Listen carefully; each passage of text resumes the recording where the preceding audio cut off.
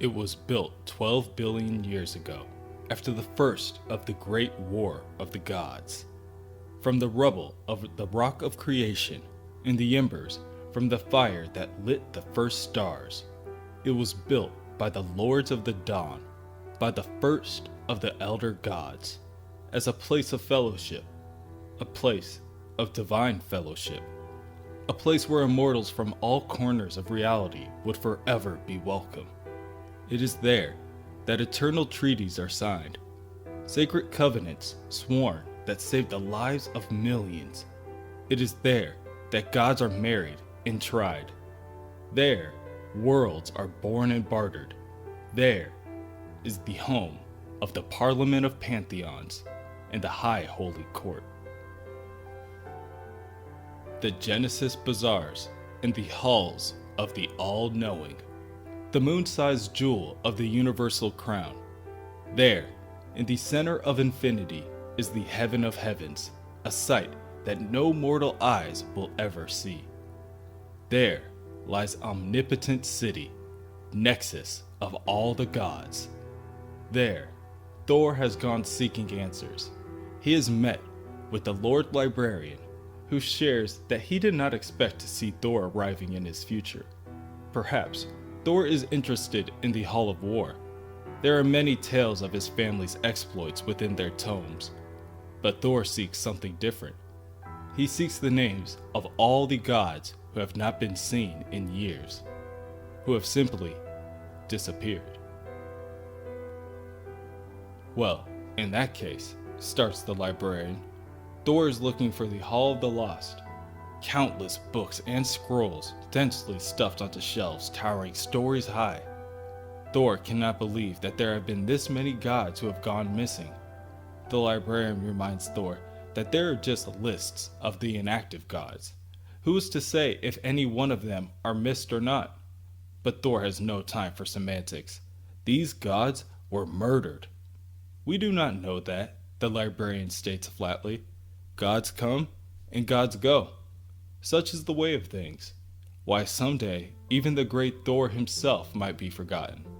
So, the librarian should only hope. Also, the librarian adds, there is currently a 200-year waiting list to address any concerns with the Parliament, so Thor is more than welcome to take it up with them when the time comes. Thor raises his light and stares at the book surrounding him and wonders how all the gods were murdered by one man. But there is only one way to find out. First, he finds the Oaken King and Sequoia Queen of the Glenglaven Glade, the Garden of the Eternal. Gods of the cosmic seasons, lords of the forested heavens. Not a soul has seen them in 2,000 years. Thor finds them in the embrace of the forest they loved. He finds them nailed to their trees. But that isn't all he finds. The War Fairies of Wendigore, the 9 guardians of the Horn World. It is said they lived in a palace with caramelized walls, in a valley where the skies rained milk and the trees oozed honey. They were last seen 1,200 years ago. When Thor arrives, he finds the trees are strung with gore and the air is black with flies. And when it rains, only maggots fall from the skies. Sadly, Thor does not have time to bury or burn them. Not while the God Butcher is still out. No time to do anything but follow his bloody trail. The Coral Immortals of Cataract, the Walkers of the Outer Void, the last of the Lava Colossi, Vord Blood-Eye, the Badoon God of Beheadings, Zor-Kiri, the Scroll Goddess of Lore, Yug Sluggoth, the Unseeable, Baron of the Elder Hell. All gods who have been missing for over 500 years, all missing no longer. Thor finds god after god dead and rotting, some alone, some in piles so large that you can see them from space. Each book from the Hall of the Lost leads Thor to more carnage and more eyeless attack dogs, but no God Butcher. Thor finds that there is no pattern to the butcher's spree. For 2,000 years, he has simply crisscrossed creation, killing anything immortal that he finds. What does this say about the gods of the universe that no one has ever noticed or cared? What does this say about Thor? It is very soon after that Thor finds the first god he knows, Falagar the Behemoth, a patron god of the galactic frontier, champion of the Tournament of Immortals for 5 centuries straight. They say he wrestled black holes for fun. Thor last saw him barely 100 years ago. They passed one another on the spaceways and waved. He had now been dead for 5 years, says his mourners. They go back every day to kneel in his fall and pray for resurrection. Yet, nothing stirs within the giant's rotting husk. Nothing truly alive, at least. Another shadowy attack dog emerges from the slain god to greet Thor. They mock him with their presence and their silence. Thor knows that this is his fault. This god and all the other gods died because of his foolishness. But no more. So swears the god of thunder. No more. Thor throws Mjolnir at the incoming attack dog and it flies back for a moment before running back to attack, swiping its claws and gnashing its teeth as it does so. Thor prays that his next attack sends a message back to the butcher, wherever he is, in whatever distant shadow he cowers and hides. Thor hopes he shares this beast's pain. Thor hopes these shadows are part of him and he feels every second of Thor beating him into this blackened pulp.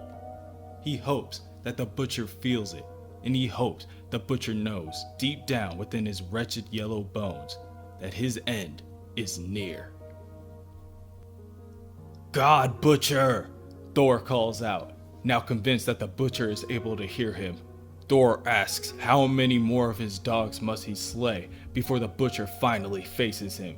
If he wants to kill gods, then there one stands, the mighty god of thunder. Approach him and try to kill Thor if he dares. Thor raises his hammer to the air and lightning strikes, channeling through his weapon. The clouds become cloudy and begin to rumble, causing terror among the inhabitants. Thor screams until his throat is raw, until the rumble of the storm can be heard from worlds away. The hammer hangs heavy in his hand, but he cannot stop. He will not stop, not until he finds the butcher. Not until Thor's hands are about his throat and Thor can look into his eyes and see for himself the butcher's regret over having left him alive. Back at the end of the 9th century, along the banks of the Neva River in what will someday be called Russia, Thor awakes. Bandaged and beaten, the god butcher is nowhere to be seen. The Vikings found his body lying in the snow not far from where they had battled the Slavs. His wounds were severe. Anyone but the god of thunder would have died 1,000 times over. The Vikings tell Thor that he had been asleep for 7 days, and they had not moved him far. It took 3 men just to lift his mighty axe, Yarmjorn. Thor exits the shelter and asks for food, mead, and his axe, and then makes his way off into the frozen landscape. Hours later, still wondering, Thor hears a voice from nearby. It is Hinkan, Siberian god of the hunt. Hinkan warns Thor that the Black Butcher instructed Hinkan to tell him that the butcher is waiting in a cave, just along the lake. All Thor has to do is follow the screams. An injured Hinkan warns Thor that he should not have come alone, but Thor counters that Hinkan is in no position to offer advice on combat. However, Thor will end Hinkan's suffering. As Hinkan's hunt has ended, Thor's has just begun. In present day, just off the shores of Lake Ladoga, Iron Man accompanies Thor on his search. Thor has told Iron Man very little of what had previously occurred, just that he needed to know the location of a cave.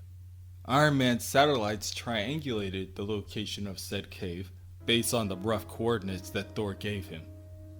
For the record, Iron Man knows that this is none of his concern, but the look on Thor's face has been unnerving to say the least.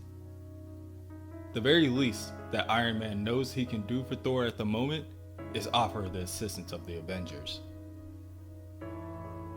Thor tells Iron Man that over 1,000 years ago, he went to that very same cave alone, and out of stubborn pride, he never told another living soul about what happened to him there. Now, gods are dying because of his silence, because of his foolishness, and he cannot afford to make the same mistake again. Iron Man is as much a god as any immortal that Thor has ever met, and he has a task for Iron Man to heed. Thor sends Iron Man with what he knows to Olympus to begin warning the gods of Earth. Thor's search for the God Butcher has led him nowhere. No clues to where he might be hiding. No idea to where he might strike next. So, with nowhere else to turn, there he is, in a place Thor had hoped he would never see again. He is still a young god, as his father always likes to remind him. But, compared to his mortal friends, he has lived a very long time. There are thousands of years worth of memories rattling around inside his head. Even in the mind of a god, there isn't room for everything. Memories evaporate over time. Such is the price of being immortal. Much of his distant past he can only recall in fragments and glimpses. Some moments are gone completely. Thor has forgotten the face of the first maiden he kissed, of the first troll he felled, or the first dragon he tamed. He's forgotten the first star he ever walked upon in the sight of his father smiling. For our god, the lives of mortals seem to pass within a blink of an eye, which leaves much of his early time on Midgard in an irreparable haze. There are mortal women he knows he loved, and men he stood by in battle who he is ashamed to say he can no longer recall. But that cave, Thor will remember until the end of time. That very cave is where the God Butcher taught Thor fear. That is where the Butcher showed Thor the true depths of his horror. It is where Thor nearly died at his hands. It is where Thor thought he killed him. As he enters the cave, Thor lifts up an Asgardian crystal in order to call upon All-Mother Freya. He warns his mother that Asgard is in danger. She must act now and instruct the other Asgardians to return home and lock the gates behind them.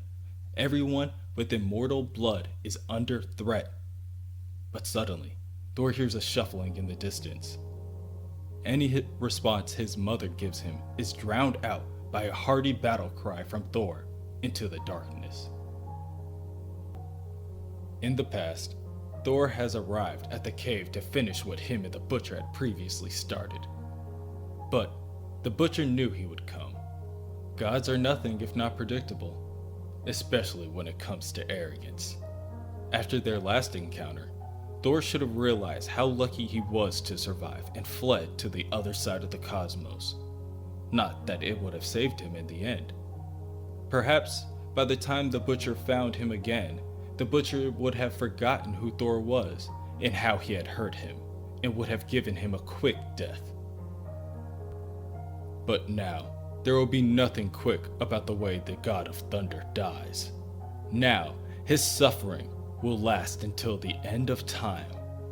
In the future, the black beasts of the Butcher pierce through the All-Father Thor's skin and puncture his armor with their shadowy claws. Blood drips from Thor's nose and lip, and he retches out in agony.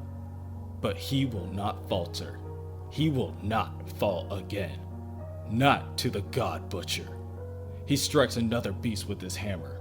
No matter how many of the berserkers the Butcher sends, Thor will not fall. He will never. Once again, the All-Father is consumed by nothingness and silence. In the present, the hero Thor lunges for the creature making the noise. He finds an Indegarian naked, afraid. hiding within the shadows. He knows that it must be none other than the God Butcher. "No more running," he tells the Indigarian as he lifts the man up by his neck, threatening to strike him with the mighty Mjolnir. The Indigarian lifts up his hands and begs for mercy. He tells Thor that he isn't Gore. He isn't the Butcher. But if he isn't the Butcher, Thor concludes, then why is he hiding in a cave? The Indigarian tells Thor that he is hiding from Gore, hiding in the last place Gore would think to look. The Indigarian asks Thor, doesn't he understand what that cave is to Gore? Everything the Butcher is doing now is because of that cave and what Thor did to him there. It is because of you, Thor, the Indigarian accuses. All the gods are dying right now as they speak, and it is all because of Thor. In the past, Thor, the god of thunder, battles the Butcher within the cave, slowly being entangled by tentacles and dragged within the shadows. He screams, much to the pleasure of Gore. For there will be much more screaming before the young Thor dies. All gods scream by the time Gore, the God Butcher, is through with them, down to the very last one.